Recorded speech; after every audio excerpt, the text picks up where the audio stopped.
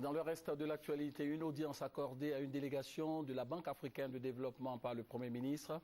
Après cette audience, le chef du gouvernement ivoirien a apporté la note de la solidarité à la communauté musulmane par un don de 40 tonnes de sucre dans cette période de Ramadan. Le compte-rendu de Alvor Assar. La délégation de la Banque africaine de développement est conduite par le premier vice-président de cette institution chargé d'opérations en chef Emmanuel Mbi. Avec le premier ministre Jano Ahoussou Kouadio, les échanges ont porté sur l'évolution des travaux de réhabilitation du siège de la BAD et le retour progressif du personnel à Abidjan. On faisait le point sur des travaux, parce qu'il y a des travaux, des réfections des bâtiments, tout se déroule très bien.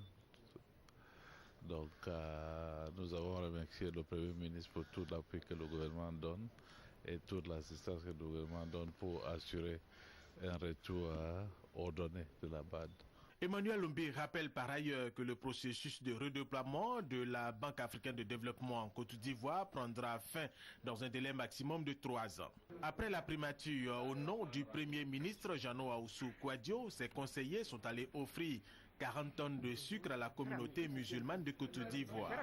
Le cheikh Bouakari Fofana, président du COSIM, a dit des bénédictions avant de soutenir que la communauté musulmane en cette période de Ramadan prie pour la paix et le développement de la Côte d'Ivoire. Ce geste nous va droit au cœur